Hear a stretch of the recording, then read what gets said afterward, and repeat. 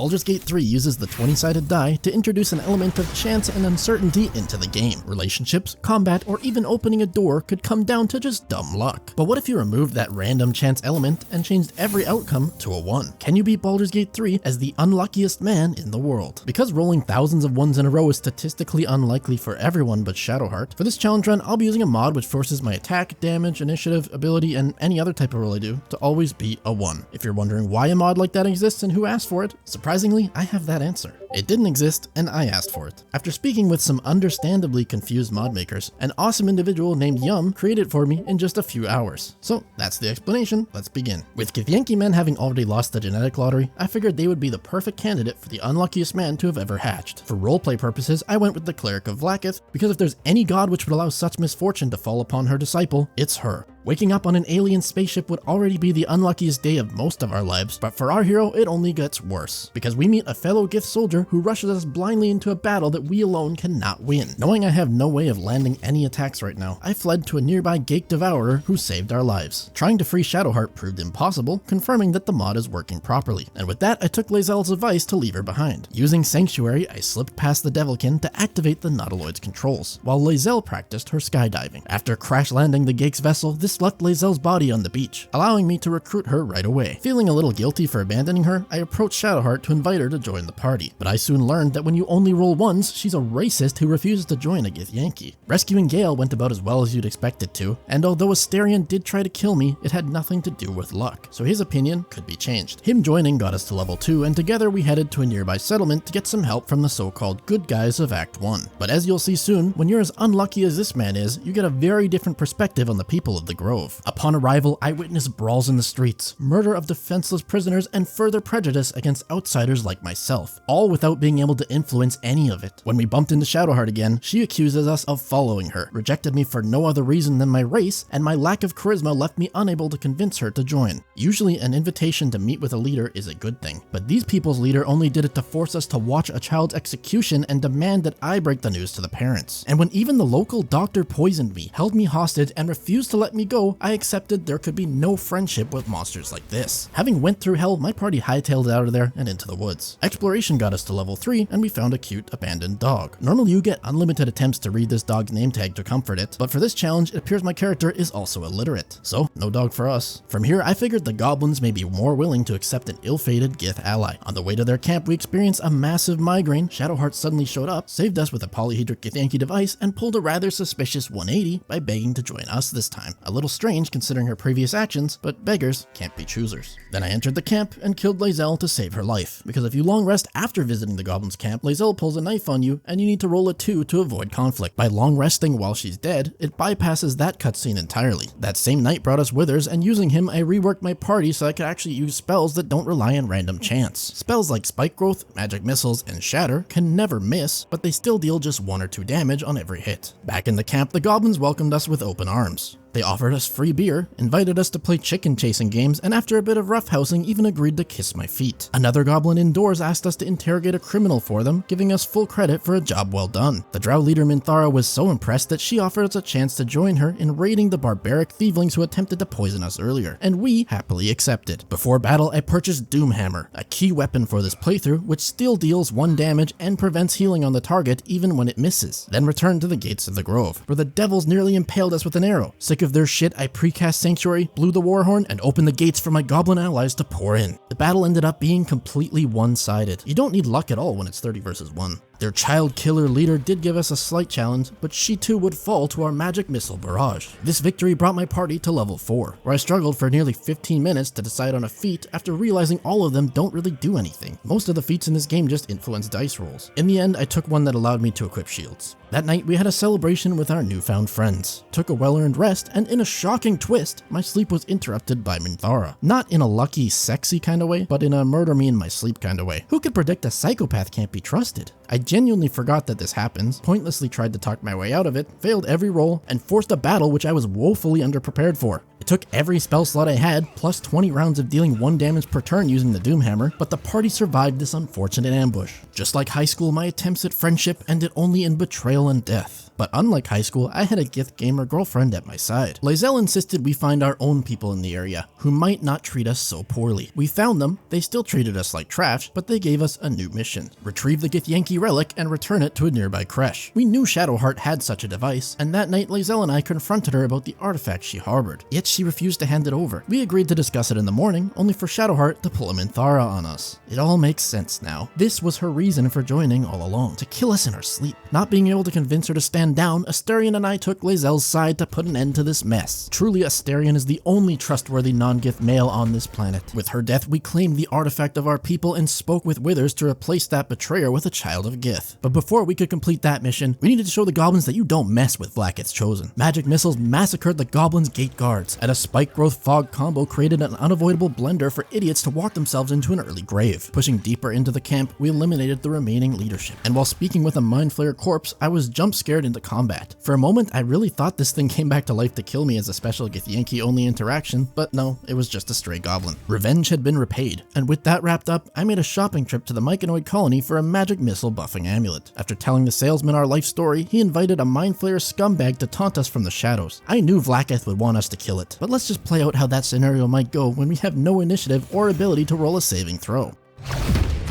Yeah. That's not gonna happen. It's your lucky day, Mind Flayer, whose name I can't pronounce. Having further disappointed our queen, we needed to locate a creche, and fast. A nearby baby boomer would be a prime candidate to ask for directions. She counter-offered, demanding Githyanki eggs in exchange for the extremely secret location. Then played the You People card, which clearly Lae'zel didn't like. When this Karen called us beasts, we could no longer tolerate her casual fantasy racism and cut the conversation short. Besides, the creche was already marked on my map after she died anyways. Too weak to operate the lift controls, we took the scenic route to the monastery. Thanks to Illithid power stacking on Astarion, his damage will one-shot everything he hits as long as it has less than 6 health, allowing for the greatest magic missiles the world's ever seen to level us up to 5. Normally level 5 is a massive power spike for builds, offering potential for up to 48 damage fireballs. But for this party, best we can do is 4. A short jumping puzzle later, and at long last we'd found our people. Surely nothing can go wrong now that we're among them. As newcomers, we were ordered to report to the infirmary for a medical checkup. We honored our beautiful queen's portrait along the way and greeted this lovely doctor. She instructed us to sit in the chair and began the procedure. Saying it didn't go well would be an understatement. The chair exploded, permanently reducing my stats, and she blamed me afterwards, holding us in the room as prisoners. Lockpicking this door could never work, so I cast the knock spell to get it open, only to be attacked by another doctor. Now last time I blamed it on racism, but this time I have no excuse. For a moment I considered if it could be us that was the problem, but Lae'zel didn't seem to think so. She blamed them, called them traitors, and suggested we report their bad behavior to the creche management. On the way there, I made sure to say hello to my evil twin before meeting with the Inquisitor. He ignored my complaints, happily took the relic, and summoned our god queen Vlaakith. She gave us a super special secret mission. Should this task be a success, we were promised Ascension, the lifelong dream of every Githyanki. This was the luckiest day of our lives. She ordered us to go inside the prism and kill an enemy of the people. Without hesitation, we agreed, stabbing her right through her torso, leading to an instant game over. Just kidding. Unfortunately, what actually happened is that she tricked us while explaining that she can't be killed. We returned to Faerun with the bad news, only to lead to the 99th betrayal of the day. Luckily, I did this challenge back on patch 5, so by using the darkness spell, I was able to survive combat even with my terrible initiative rolls. Ducking in and out of the darkness allowed me to pick off enemies one by one until only the Inquisitor remained. With him defeated, I spoke with Lae'zel, who explained this was not betrayal by our queen, but actually a test. Having only 6 intelligence on my character sheet, I believed her. Hoping to avoid further conflict, I headed to the back door, where I learned that if you miss using the grease spell on these statues, that nothing happens. So I had to use a bomb to loosen it up. Rotating these statues solved the puzzle, revealing a secret door, and the blood of Lathander. Clearly this creche had sinned beyond all salvation, and stealing this weapon would doom them all, enacting a sweet revenge. So I did exactly that, leaving Astarion behind to be crushed too, because it's funny and he's revivable. As per normal at this point, we awoke at camp to someone standing over my bed ready to end my life. The traitor Voss had come to sway me against my own deity. Instead, we took him out in an attempt to regain our queen's favor. Battling the undead on the mountain roads got us to level 6, in addition to clearing a path into the shadow-cursed lands. It's kind of funny that if you've killed everyone you've met along the way here, there's not really anyone telling you what you're supposed to be doing now. With that in mind, I killed the first goblins who greeted me, nearly got game overed by shadow hounds who chain feared me for 8 rounds because I literally can't roll a saving throw to save my life, and helped a few humans escape from the curse. As thanks for doing so, they led us into a magical glowy light bubble, where their leader vined me on sight. The in-game dialogue option greatly expressed my exact feeling at this moment. My only option left was to pray to Vlaakith for help, and with that, True Soul Marcus arrived, lying out his ass, pretending to be my friend. Not knowing who the hell this guy was, I questioned him as to why he did this. His answer? Let's betray these people together. Look, I've been down this road. Betrayal just leads to betrayal, so I betrayed him before he could betray us, hopefully putting an end to this betrayal arc. Marcus put up more of a fight in this playthrough than I've ever seen. His vampiric drain spell reduced our health while restoring his, and our Grey Parts DPSers couldn't keep up. But by using the Doom Hammer, I was able to block his self-healing just enough to kill him before he team wiped us. Isabel thanked us for saving her life and showed us a picture of Ketheric so we would know just who we're dealing with. She blessed us with the Selûnite's gift and asked us to be the heroes who stopped the absolute cultists. Feeling bad about the damages I caused in her bedroom, I agreed to help out. But after being woken up every night at camp, it was time for a good night's rest, is what I thought. Lae'zel seemed to have other ideas, woke me up and challenged me to a Githyanki love duel. I'm pretty sure they don't normally go like this, but because she couldn't hit me, I won by default. In the morning, we followed the Harpers into an ambush on a lone Drider, robbing him of his moon lantern. We freed the pixie trapped inside and she granted us immunity to the shadow curse. I still don't really understand why the pixie has this power but the Selûnite god doesn't, but I didn't write the game's plot. Pressing forward, we waltzed right up into Moonrise. I was a little confused when the guards told me Minthara's waiting inside. I knew that can't be possible because she's dead. As expected, she wasn't here, but somehow Ketheric knew who I am, and I guess he was somehow happy with my previous actions where I slaughtered the entire goblin camp. This whole interaction was really weird. Having successfully infiltrated the base of command, Zarel gave us the location of Balthazar and instructed us to help him, but before that, I needed to eliminate most of Moonrise's guards. This decision had little to do with story, it's mainly that my computer gets about 3 frames per second if I do the battle the normal way. Clearing some of these enemies out got us to level 7, and the extra spell slot it provided would increase my magic missiles damage by 2.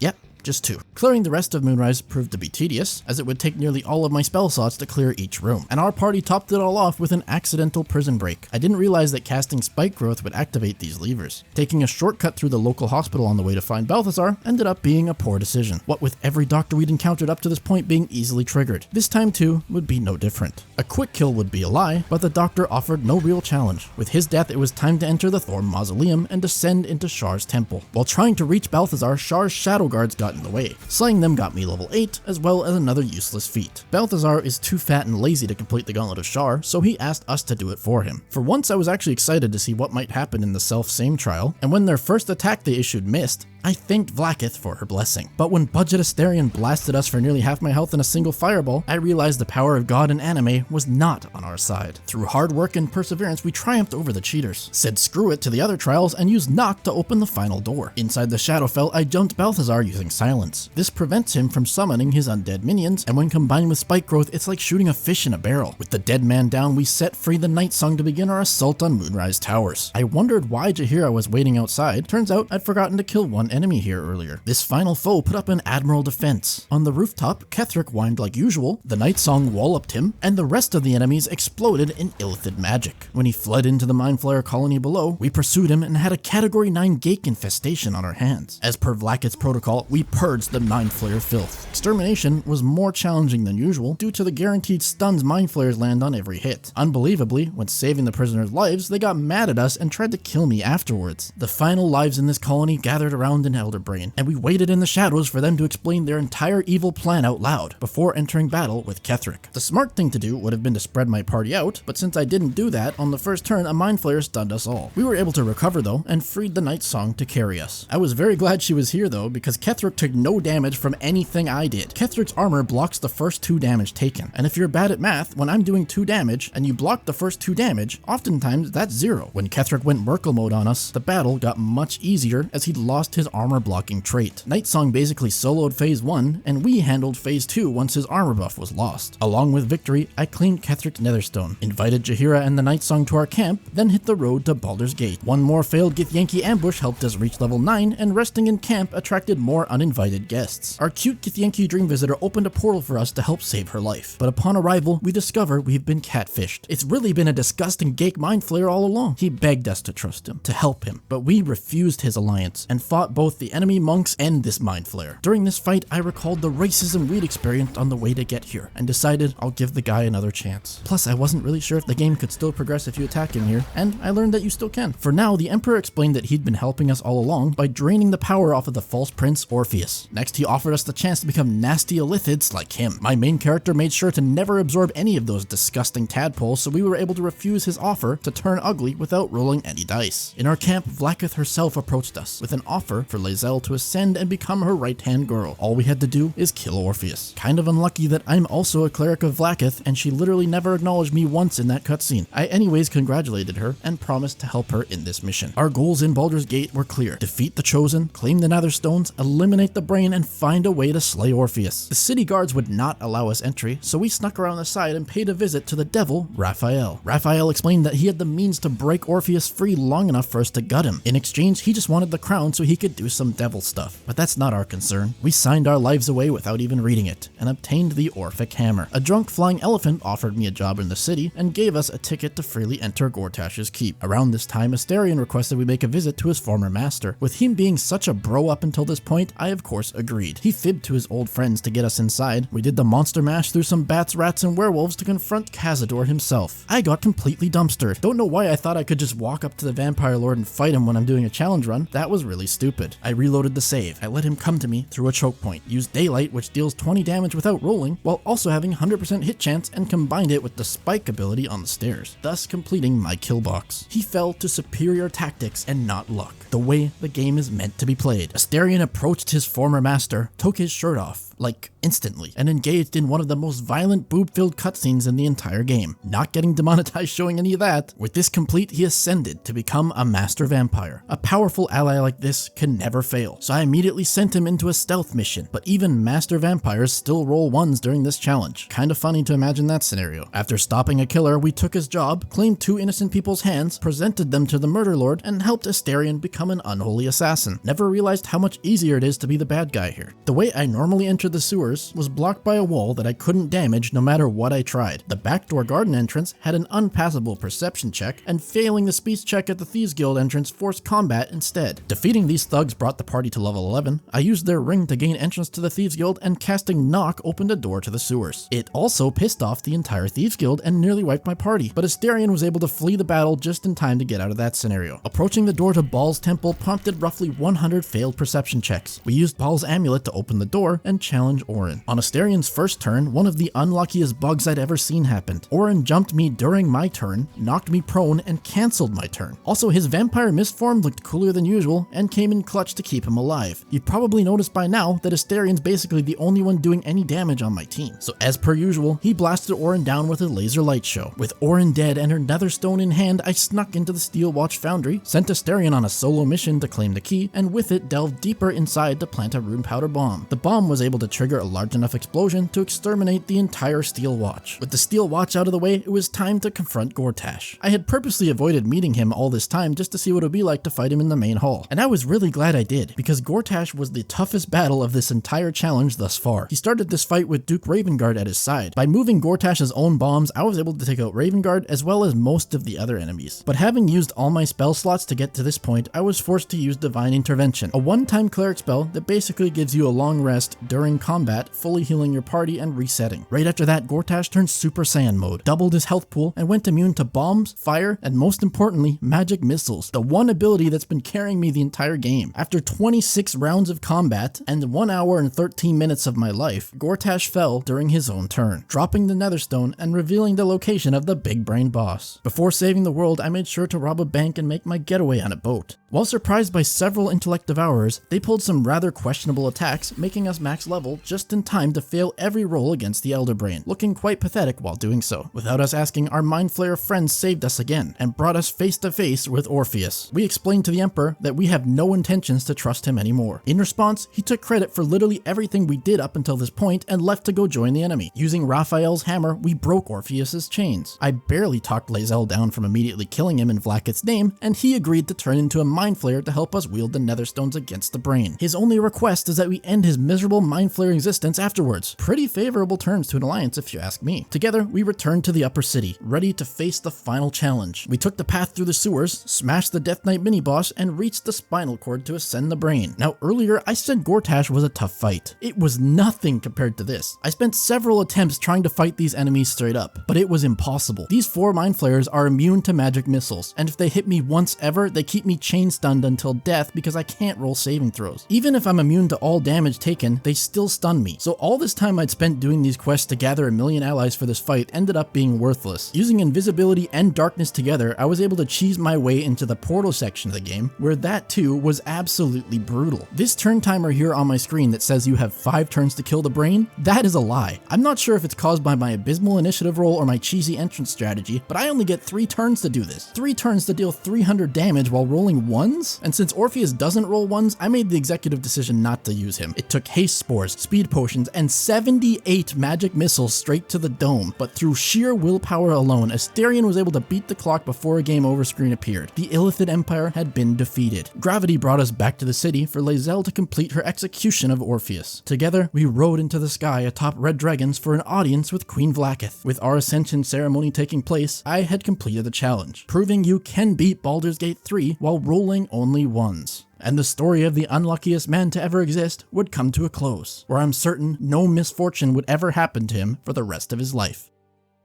If you enjoyed the video, leave a like and check out some of the other challenge runs I did on this channel. And as always, thanks for watching, have yourself a wonderful day, Proxy out.